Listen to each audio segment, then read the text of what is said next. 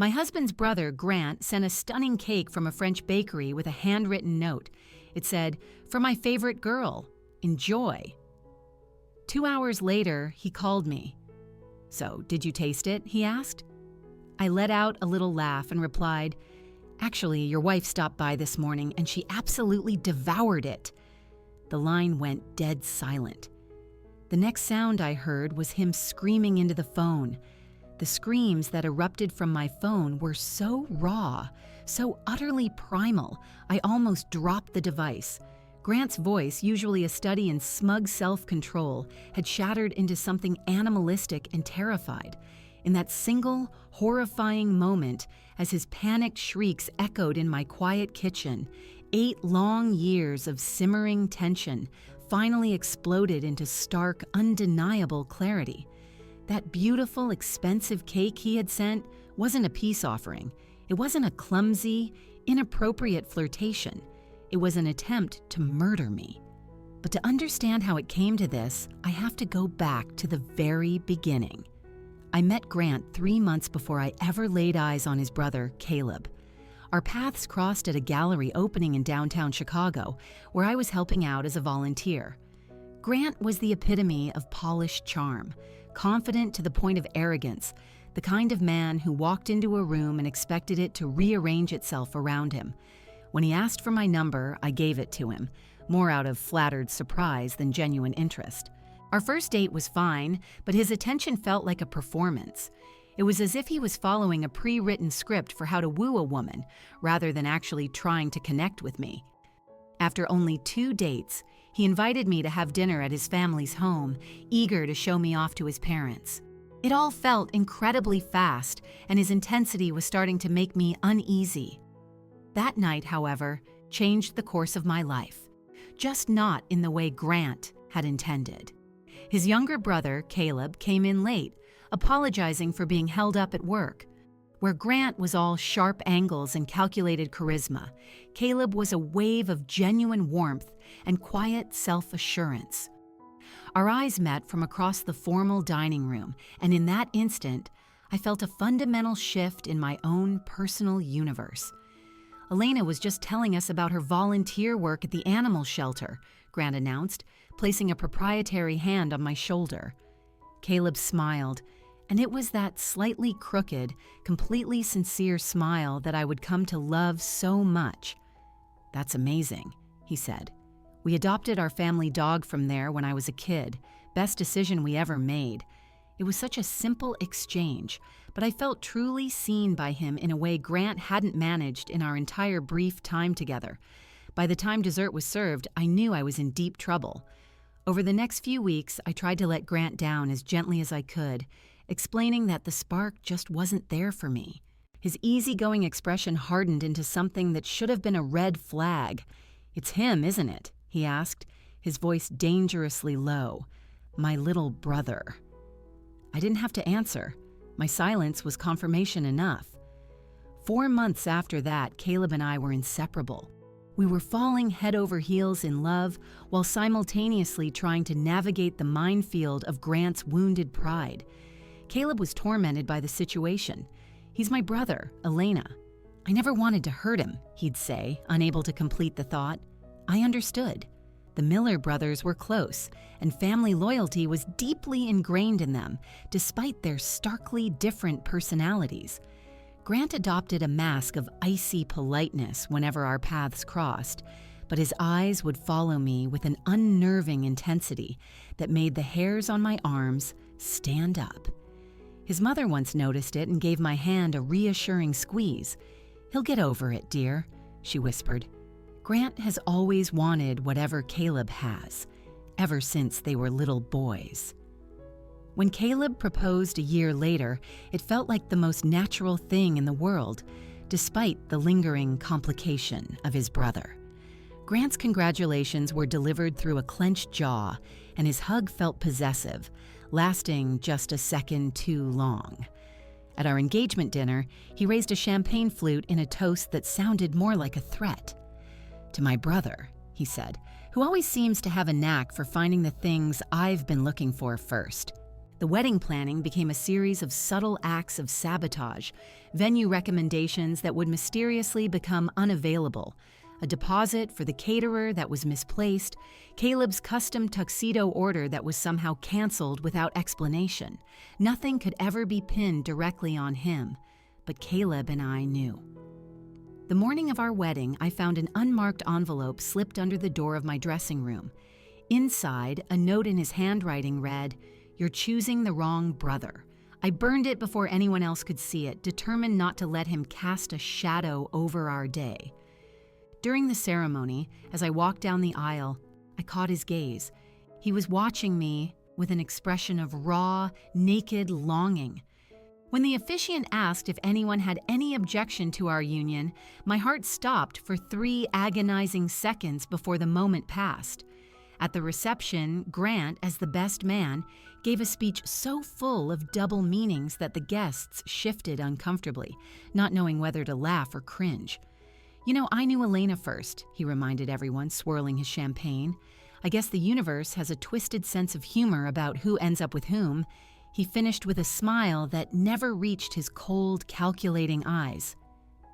2 months after we returned from our honeymoon, Grant announced his engagement to Maya, a quiet and brilliant biochemist he had known for barely 3 weeks.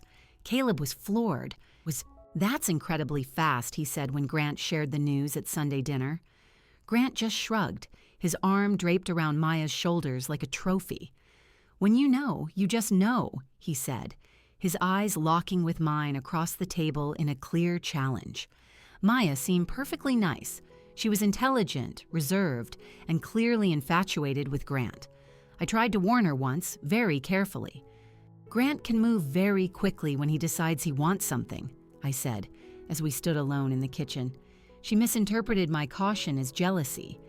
"He told me about your history," she replied, her voice soft but firm. "But he's moved on now. We both have." The look of pity in her eyes made my stomach clench. I knew then exactly what version of the story Grant had fed her. Their wedding was a small, rushed affair, as if Grant couldn't risk giving anyone a moment to question his motives. During their first dance, his eyes found mine over Maya's shoulder, his expression conveying a single silent message. This should have been us. The years that followed settled into a tense, uneasy rhythm. Holidays, birthdays, and family vacations became new stages for Grant's psychological games. It was a subtle brush of his fingers as he passed the salt shaker, a knowing look when he thought no one else was watching. Comments layered with hidden meanings only I would understand. "Remember that old jazz club on the north side, Elena? Best martinis in the city," he'd say casually, referencing a place he'd taken me on our second date, while his wife and my husband sat right there, completely oblivious. At Caleb's birthday party last year, I found Grant alone in the kitchen, staring at a photo of Caleb and me on the refrigerator. "He doesn't deserve you," he murmured without turning around. He never did. I had learned to navigate these moments with a practiced, detached grace, creating distance without causing a scene. Caleb was aware that something was still unresolved between him and his brother, but he could never quite pinpoint its true depth. "Grant's always been intense," he'd say with a sigh, "especially when it comes to you. If only he knew how that intensity had hardened over the years, curdling into something much darker. If he knew how Grant's look of longing had slowly transformed into something that felt more and more like hatred. How his compliments had become veiled insults designed to chip away at my confidence, our marriage, and my sense of security.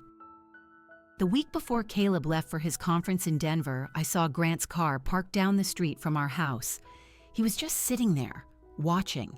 He drove off the moment he realized I'd seen him, but the message was chillingly clear. He was waiting for an opportunity. I just never could have imagined that opportunity would arrive in a pristine white box in the form of a beautiful, deadly cake. A cake delivered on my birthday morning with a note that said, "For my favorite girl. Enjoy." A cake that, as Grant's ungodly screams echoed from my phone, I now understood was never meant as a gift. It was meant to be a weapon. I stood in my kitchen, tracing the elegant script on Grant's note as the morning sun streamed across the granite countertop. The cake had arrived shortly after 7 a.m., an unusually early delivery that had startled me from a deep sleep. The chime of the doorbell had made my heart leap, a foolish flicker of hope that Caleb had somehow managed to get an early flight back from his conference to surprise me for my birthday. Instead, a courier in a crisp uniform handed me a sleek, white box tied with a silver satin ribbon. "Special delivery for Mrs. Miller," he'd announced with practiced politeness. The return address was from The Gilded Whisk, an exclusive French bakery that had recently opened a location in Chicago's affluent Lincoln Park. I'd mentioned wanting to try it once, months ago, during a family dinner. It was a fleeting comment I never thought anyone would remember, especially not Grant. Now, standing alone in my bathrobe, I carefully untied the ribbon. The box itself felt like a statement piece, thick, cream-colored cardstock with embossed silver lettering. Inside, nestled in delicate tissue paper, was an edible work of art. The cake was small, but stunning. A glossy dark chocolate ganache cascaded over layers of what looked like hazelnut dacquoise, salted caramel mousse, and a rich praline cream. Toasted almonds clung to the sides, and a single perfect sugar-spun flower adorned the top. It was the kind of dessert you'd see in a high-end food magazine, the kind that cost more than a week's worth of groceries for most people. I placed the card on the counter. Grant's familiar, sharp handwriting made my stomach tighten. "For my favorite girl. Enjoy." Nothing else. No signature, as if there was any doubt about who had sent it. My phone was buzzing with birthday texts from friends, but Caleb's customary morning call was missing. The conference had him swamped with presentations from sunrise to sunset, followed by mandatory networking dinners. "I'll make it up to you this weekend, I promise," he'd said before he left. "We'll have a proper celebration, just us." I'd kissed him goodbye 3 days ago, doing my best to hide my disappointment. Now here I was, alone on my birthday with a cake from the very last person on Earth who should be sending me gifts. I snapped a quick photo of the cake before grabbing a fork from the drawer. Despite my unease, my curiosity was getting the better of me. I leaned in, about to take a tiny taste from the edge, but something stopped me. Underneath the rich, sugary aroma of chocolate and caramel, there was a faint, almost imperceptible scent, something bitter, almost almond-like. I put the fork down, a sudden chill running through me despite the warm May morning. This wasn't the first time Grant had made an inappropriate gesture over the years, but this felt different. The timing with Caleb out of town, the sheer extravagance of it, the presumptuous note. I slid the cake back into its box and washed my hands as if just touching it had contaminated me. As I dried my hands, my eyes drifted to the photos on our refrigerator. Caleb and me on a hiking trip in Colorado, laughing at his parents' anniversary party, bundled up together last Christmas morning. A life of simple, happy moments. Everything Grant seemed so determined to disrupt. The kitchen clock showed 8:17 a.m. when another knock at the front door made me jump. I tightened the belt on my robe and peered through the peephole. It was Maya, shifting awkwardly on my porch, of all people. I smoothed my hair, pasted on a smile I didn't feel, and opened the door. Maya! What a surprise. She stood there in tailored trousers and a silk blouse, her blonde hair pulled into its usual neat chignon. Always perfectly put together, yet always looking slightly uncomfortable, like a guest who's afraid of breaking something.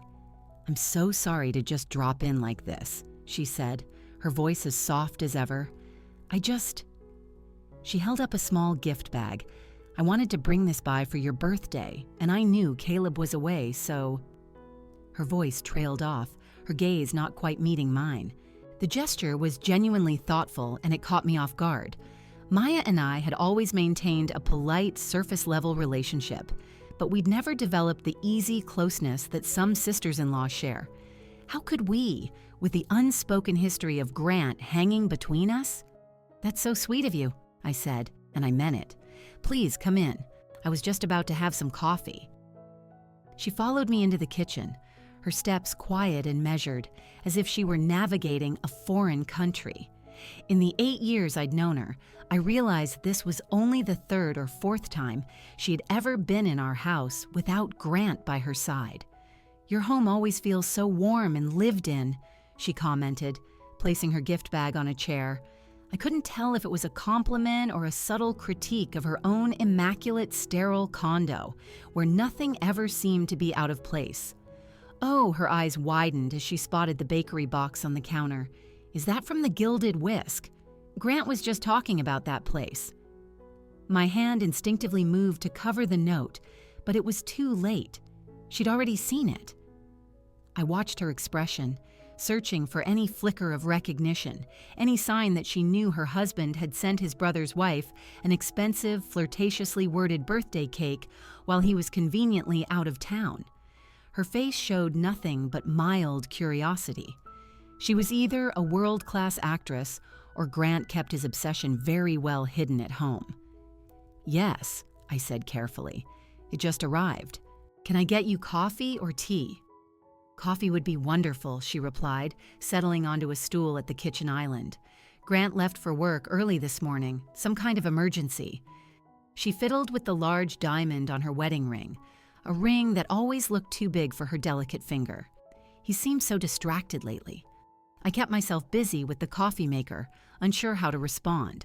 The cake sat on the counter between us like a ticking bomb. Happy birthday, by the way, she added, sliding the gift bag towards me. It's nothing much, just a scarf I thought would suit you. The genuine kindness in her voice sent a pang of guilt through my chest. How much did she really know, and how much did she actively choose to ignore? As I poured the coffee, Maya's gaze kept returning to the cake. That looks absolutely heavenly, she murmured. It's a special occasion treat. The words were out of my mouth before I could stop them. Would you like to try some? I haven't even cut into it yet. Some instinct, a deep sense of self-preservation, maybe even a guardian angel, had stopped me from tasting Grant's gift. Now, I was offering it to his own wife. Maya's eyes lit up. Oh, are you sure? It seems too beautiful to eat. I grabbed a dessert plate and a knife. I insist. Caleb and I are trying to watch our sugar intake anyway. The lie came easily. Besides, what's the use of having beautiful things if you don't share them? As I sliced through the exquisite layers of mousse and cake, I had no idea that this one simple, impulsive act would detonate everything. That within a few short hours, this elegant dessert would expose the true darkness Grant had been hiding for all these years, and that Maya's innocent birthday visit would end up saving my life while putting her own in mortal danger. Maya's fork hovered over the perfect slice I had placed in front of her, her expression one of near reverence. It almost feels wrong to eat this, she murmured before taking a small, delicate bite. Her eyes fluttered closed for a moment. Oh my goodness, Elena. That is unbelievable. I watched her, a strange knot tightening in my stomach.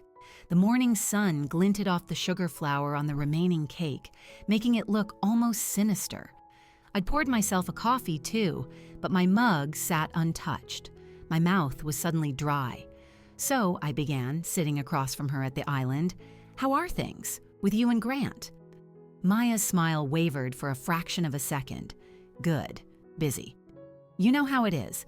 His firm is in the middle of that big corporate merger downtown.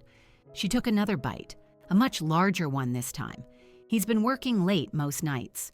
The unspoken words hung in the air between us. She spent a lot of evenings alone, waiting for a husband who seemed to prioritize everything and everyone over their marriage. I nodded with feigned sympathy, recognizing the familiar excuse. Caleb's work as an urban planner also demanded long hours, but he almost always made it home for dinner, unless he was traveling. Grant's working late had been a running family joke for years, right up until it wasn't funny anymore. And you? I asked, gently. Are you still enjoying your work at the lab? Her face lit up with genuine enthusiasm.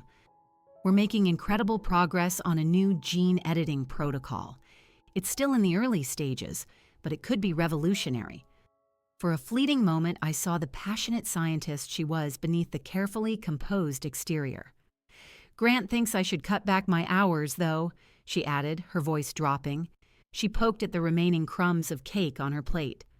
He says what? That we should be thinking about starting a family, she said, almost in a whisper. He's suddenly become very focused on the idea. The news was startling. Grant had always been vocal about his disinterest in ever having children.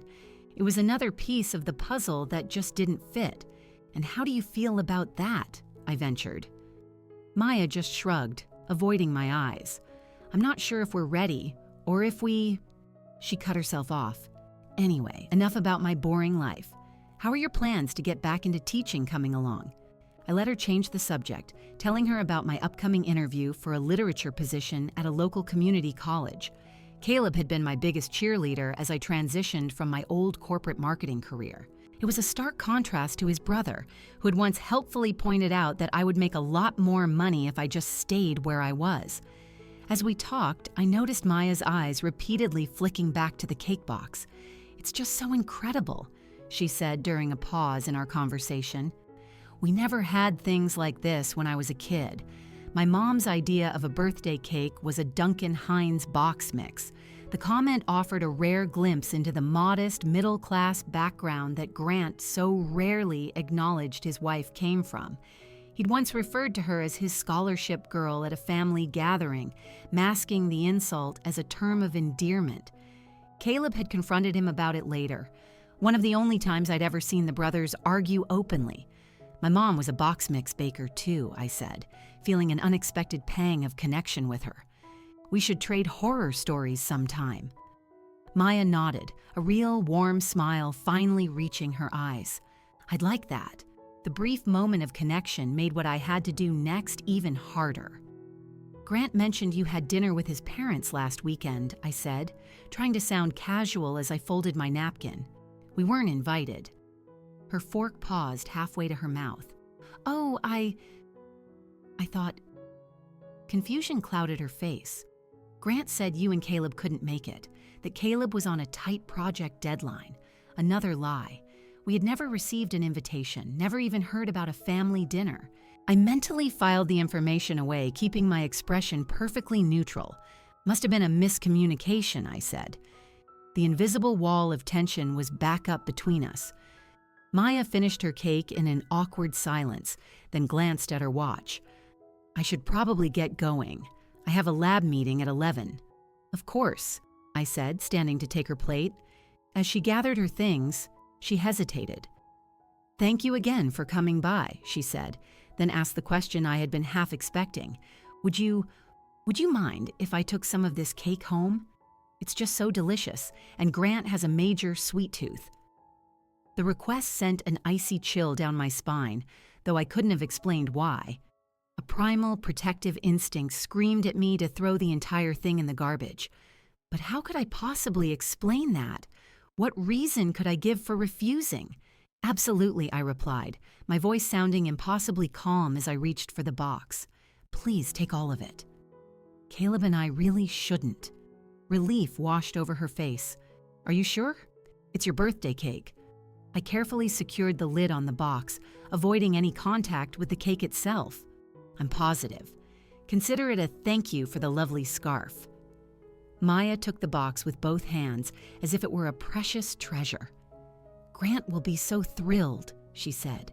He was talking about this bakery just last week. Something in her innocent remark made an alarm bell ring in my head. If Grant had been talking about the bakery recently, then the cake wasn't a spontaneous gesture. It was planned, and its arrival during Caleb's absence felt more and more deliberate. As I walked her to the door, she paused on the threshold. Elena, can I ask you something? My heart started to pound. Of course. Did you and Grant ever... She faltered, her fingers tightening on the cake box. I mean, before you met Caleb, was there ever anything real between you two? The question, after all these years, completely blindsided me. For 8 years, we'd all participated in the polite fiction that Grant's initial interest in me had never happened, that Maya was unaware of our brief dating history. We went on a couple of casual dates, I admitted, choosing my words with extreme care. It was nothing serious. It was over long before Caleb and I ever got together. Her expression was unreadable, but I saw her knuckles turn white as she gripped the box. "That's what I thought," she said. "Grant just gets so strange sometimes whenever your name comes up." She tried to laugh, but the sound was hollow. It's silly of me to even wonder after all this time. As Maya walked to her car, cake box in hand, a profound sense of dread settled over me. What had made her ask that question now? What subtle changes had she been seeing in her husband's behavior? What was she not saying? I watched until her silver Lexus disappeared around the corner. Then I locked the front door and leaned against it, feeling suddenly and completely exhausted. The entire encounter had left me drained, my senses on high alert for a danger I couldn't yet name. My instinct to avoid that cake felt more justified with every passing second. Back in the kitchen, I scrubbed the dessert plate Maya had used until my fingers were raw. Then I poured my own untouched coffee down the drain. The memory of that faint, bitter scent lingered in the air, along with the image of Grant's handwriting on the card. Enjoy. I reached for my phone to call Caleb, but then I stopped. What would I even say? That his brother sent me an expensive cake that smelled funny, that I'd given it to his wife instead, that after 8 years of his simmering resentment, I was suddenly convinced Grant was harboring intentions far darker than just inappropriate flirtation. It sounded paranoid. Instead, I just sent him a text, "Missing you today," and set the phone aside. As I got ready for my birthday lunch with my friends, I tried to convince myself I was overreacting. People didn't poison birthday cakes in real life. That was the stuff of movies and crime novels, not quiet suburban Chicago. But as I stood in front of the mirror, one deeply unsettling thought kept looping in my mind. Why had Grant sent me something meant to be eaten while Caleb was away? And why did Maya's innocent question about our past suddenly feel like the ominous prelude to something terrible? My birthday lunch with my girlfriends at a trendy spot on the river was a welcome escape from the morning's unnerving events. We laughed over glasses of Prosecco, shared office gossip, and they teased me mercilessly about turning 35. "It's all downhill from here," my friend Sarah declared. For 2 blissful hours, I almost managed to forget about the strange cake and Maya's troubling visit. My friends insisted on splitting the bill. "The birthday girl doesn't pay," Sarah said, snatching the check before I could protest. As we were hugging goodbye in the restaurant's foyer, my phone buzzed in my purse. I pulled it out, expecting it to be Caleb's promised lunchtime call. Instead, Grant's name flashed across the screen. My stomach plummeted. In the 8 years I'd been married to Caleb, Grant had called me directly maybe 3 times, all for unavoidable logistical reasons concerning family events. Never on my birthday, and never, ever, when Caleb was out of town. "I should get this," I told my friends, forcing a weak smile. "Thanks again for lunch, guys." They left with a final chorus of "Happy Birthday" as I stepped back into the quiet restaurant vestibule and answered the call. "Hello, Elena." Grant's voice was unnaturally bright and cheerful. "Happy birthday, gorgeous." Hearing the echo of his note's message sent a fresh wave of ice through my veins. "Thanks, Grant," I said, keeping my tone as neutral as possible. "That's very thoughtful of you. Did you get my little surprise this morning?" His tone was playful, intimate, and completely wrong for a man talking to his brother's wife. I leaned against the cool plaster wall, suddenly needing its support. The cake? Yes, it arrived. The eagerness in his next words made my skin crawl. "And? Did you enjoy it? I remembered you saying you wanted to try that place." A couple walked into the vestibule, and the sudden noise forced me to step outside onto the bustling, sunny sidewalk. The sound of city traffic became a bizarre soundtrack to the most disturbing conversation of my life.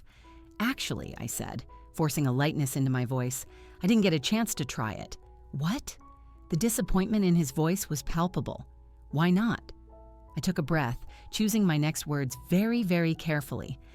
Maya stopped by this morning to drop off a birthday gift. She saw the cake and mentioned how much she loves desserts from there.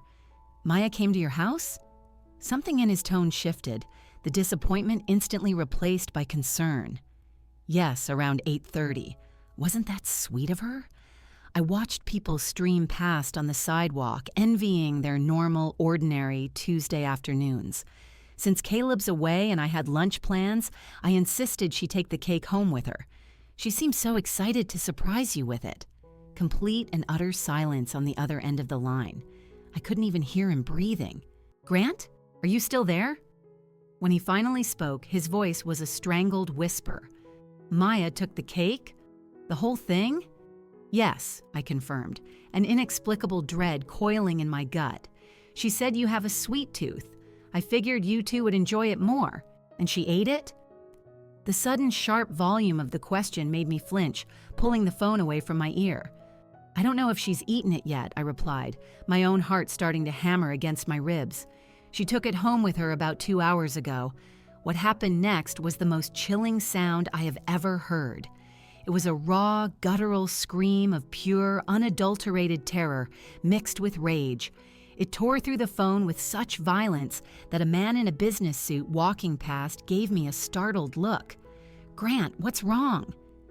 My question was drowned out by crashing sounds from his end, the sound of someone frantically throwing things, of furniture being overturned.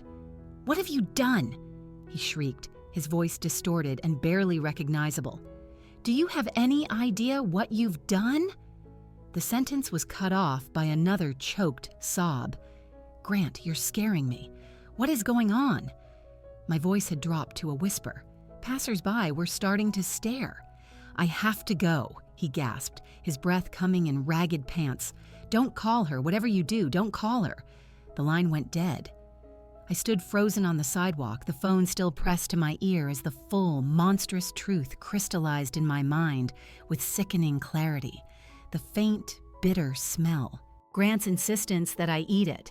His absolute soul-shattering panic when he learned that Maya had taken it instead. The cake was poisoned. He had tried to kill me. The realization hit me with the force of a physical blow, and I staggered sideways, bumping into a parking meter. My mind was racing, replaying the morning's events. How close I had come to taking that first fatal bite. How some gut instinct had held me back, and how I had, with cheerful ignorance, handed that beautiful, deadly weapon to Maya instead.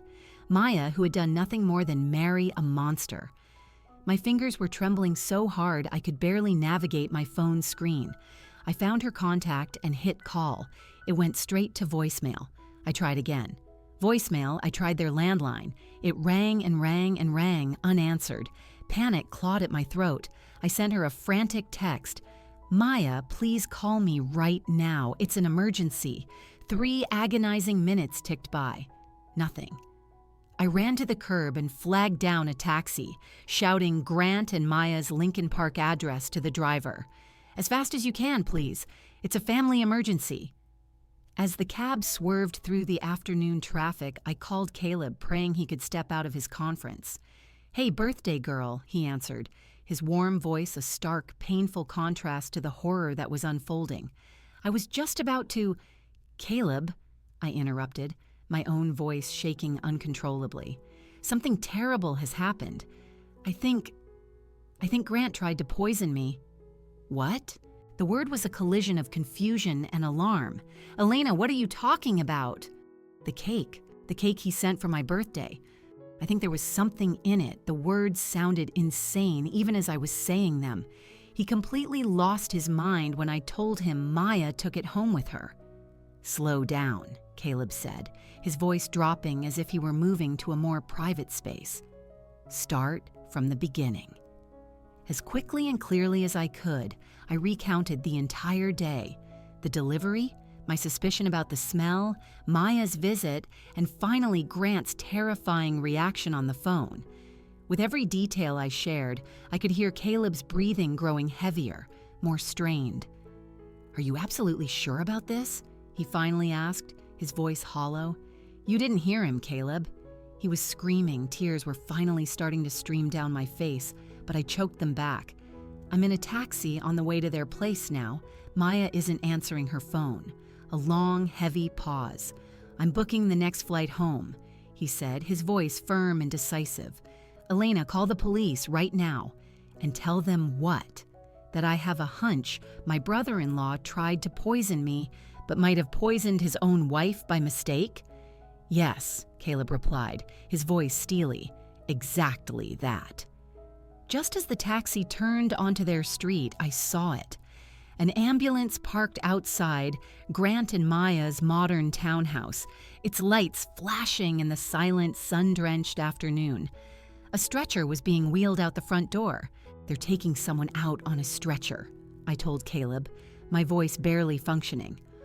Oh God, Caleb, I'm too late. This is not your fault, Caleb insisted, his voice cracking. None of this is your fault. But as I watched the paramedics load what could only be Maya's still motionless body into the back of the ambulance, an immense, crushing guilt descended on me. I had handed her that box. I had insisted she take it home. Whatever dark, twisted plan Grant had for me, I had unwittingly redirected it onto an innocent woman. I have to go, I whispered to Caleb. The ambulance is leaving. I paid the driver with shaking hands and got out of the cab just as Grant emerged from the house, his face ashen, following the stretcher. Our eyes locked across the manicured lawn. In that instant, I saw something shift in his expression, the shock and terror giving way to a look of pure, unadulterated hatred that momentarily rooted me to the spot. I had survived his first attempt, but the look in his eyes told me this was far from over. I followed the ambulance to Northwestern Memorial Hospital in an Uber, the driver thankfully remaining silent as I stared out the window, completely numb. The emergency room entrance was a whirlwind of controlled chaos. Paramedics rushed Maya's stretcher through the automatic doors. Grant stumbled in behind them, his hair wild, his expensive suit rumpled, a stark contrast to his usual pristine self. For a moment, I just stood on the sidewalk, hesitating. Should I go in? Would my presence be a help, or just a cruel, living reminder of what had happened? Before I could make a decision, a police officer intercepted Grant, pulling out a small notebook. Their conversation was tense, with Grant's gestures becoming more and more agitated. Then he saw me, his face contorted with a fury so intense that I instinctively took a step back. "You!" he snarled, lunging toward me before the officer grabbed his arm. "This is all your fault." The officer held him back firmly. "Sir, I need you to calm down. She poisoned my wife!"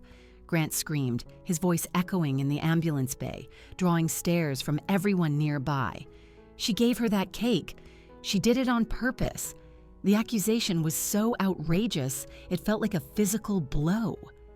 "That's not true," I managed to say, my voice barely a whisper. "The cake was from you." The officer glanced between us, his face a mask of confusion. "Ma'am, are you involved in this incident?" Before I could form a coherent sentence, a hospital security guard intervened. "You need to take this inside," he said to the officer. "You're creating a disturbance." We were escorted into a small, sterile family waiting room where 2 detectives were already waiting for us. The next hour was a chaotic blur of questions, accusations, and Grant's increasingly unhinged ranting. I told them everything. The delivery, the note, my gut feeling that something was wrong, Maya's visit, and the damning phone call. "Check my phone records," I urged them. The call was at 1:23 p.m. You'll hear him. He was screaming when I told him Maya had the cake. One of the detectives left, presumably to verify my story, while the other continued to question Grant, whose story kept changing by the minute. First, he claimed I had poisoned the cake out of jealousy over his marriage to Maya. Then he insisted it was all a terrible misunderstanding. The cake was perfectly fine, and Maya must have had a sudden, severe allergic reaction. If the cake was fine, why were you screaming on the phone? I challenged him, my voice shaking with anger. Why did you sound like your world was ending? His eyes darted around the small room like a cornered animal. "You don't understand," he muttered, raking his hands through his hair. "It wasn't for her. It was never supposed to be for her." The detective leaned forward, his voice low and calm. "Who was it supposed to be for, Mr. Miller?" The question hung in the stale air, unanswered as a doctor in blue scrubs entered the room. "Mr. Miller? Your wife is stabilized, but it was very close. We've detected significant levels of aconite in her system." "Aconite?" The detective scribbled in his notebook. "Monkshood," the doctor explained. "It's a highly toxic plant. All parts contain neurotoxins and cardiotoxins. She ingested enough to be fatal without immediate and aggressive treatment." Grant collapsed into a chair, burying his head in his hands. "I didn't mean for her to eat it," he whispered, his voice broken. It was just supposed to make Elena sick. Just sick enough that Caleb would have to come home, that he'd see how much she needed someone, how I could take care of her better than he ever could. His confession fell into the stunned silence of the room. The lead detective gave a slight nod to his partner, who stepped forward, pulling out a pair of handcuffs. "Grant Miller, you're under arrest for attempted murder." As they cuffed his hands behind his back, Grant looked over his shoulder at me. The raw hatred in his eyes was now mingled with a look of utter bewilderment, as if he couldn't comprehend how his perfect plan had gone so wrong. "I loved you," he said, as if that simple phrase explained and excused everything. "I would have loved you so much better than he ever will." Hours later, Caleb found me still sitting in that cold, sterile waiting room, staring at the scuffed linoleum floor. His face was pale and haggard from the worry and the frantic flight home. He didn't say a word. He just pulled me out of the chair and into his arms, holding me so tightly I could barely breathe. And only then, wrapped in the safety of his embrace, did I finally break down, sobbing uncontrollably against his chest. "I should have known," he kept repeating into my hair, "all these years. I should have seen what he was becoming." "None of us saw it," I whispered. "Not really, not even Maya. We were allowed to see her for a few minutes that evening. She looked small and fragile against the starched white hospital sheets, a tangle of IV lines connecting her to machines that beeped and whirred, dutifully tracking her vital signs. Her eyes fluttered open as we approached the bed. Elena. Her voice was a faint, reedy whisper. They told me what happened, about the cake. I took her hand. It felt cold and frail. "Maya, I am so sorry. I never should have—" "You didn't know," she interrupted, her grip surprisingly firm. Neither of us knew what he was really capable of. The doctors told us Maya would make a full recovery, but it would be a long road. The poison had caused significant damage to her heart muscle, and she would require months of monitoring and rehabilitation. Her promising career at the lab would be on hold indefinitely. "What happens now?" I asked Caleb later that night, as we sat in our own kitchen, a space now forever tainted by the events of the day. "Grant will face trial," he said, his voice hollow. "Attempted murder, maybe 2 counts, since he intended it for you but poisoned Maya. His lawyer is already trying to build a case around diminished capacity, obsession as a form of mental illness. The weeks that followed were a painful haze of police statements, legal meetings, and devastating family fallout. Caleb's parents were shattered, unable to reconcile the son they thought they knew with the man who had tried to murder his sister-in-law out of a twisted, years-long fixation. They seemed to age a decade overnight. From her hospital bed, Maya filed for divorce. I ignored so many signs. She confided in me during one of my visits. The way he was so controlling, his jealousy, the way his mood would darken whenever your name came up. I kept telling myself it was just how he showed he cared. The media coverage was, thankfully, brief. Wealthy executive poisons cake intended for sister-in-law. Inadvertently poisons wife. It was a lurid headline for a week, then the world moved on to the next tragedy. Caleb and I started going to therapy, trying to work through the layers of betrayal, trauma, and guilt that threatened to suffocate us. "You are not responsible for his actions," our therapist reminded me, week after week. You did not create his obsession. 6 months later, on a crisp autumn afternoon, I went to visit Maya in her new apartment across town. She had recovered enough to return to her lab part-time and was slowly, painstakingly rebuilding her life. We sat on her small balcony, sipping tea and watching the golden leaves spiral down from the trees. "I got a letter from him," she said suddenly, her voice flat.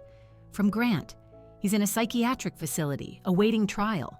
The evaluation confirmed what we all knew: a severe personality disorder, an obsessional fixation on you that warped his entire reality." I set my teacup down, unsure of what to say. "You know the strangest part?" she continued, staring out at the street below. "He still doesn't get it. He truly doesn't understand what he did wrong. In his mind, it's all a grand, tragic love story. You, the woman he lost to his brother. Him, the devoted suitor, waiting all these years for his chance." She shook her head, a bitter smile touching her lips. "He doesn't mention me once in the entire letter. Not once.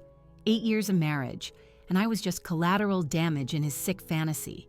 As the sun dipped lower, casting long shadows across her balcony, I thought about how Grant's delusion had nearly destroyed 3 lives: mine, Caleb's, and most tragically, Maya's. The quiet, brilliant woman sitting across from me had committed no crime other than falling in love with the wrong person, and yet she had been the one to pay the highest price for his madness. "We can't always see the darkness in the people closest to us," Maya said softly, as if she were reading my mind. "Sometimes love is the most effective blindfold of all." Her words stayed with me long after I left her apartment, a chilling and permanent reminder that the greatest threats we face don't always come from strangers lurking in the shadows. Sometimes they come from the familiar faces we've learned to trust. And that obsession, when it wears the mask of love, can be the most destructive poison of all. End of story.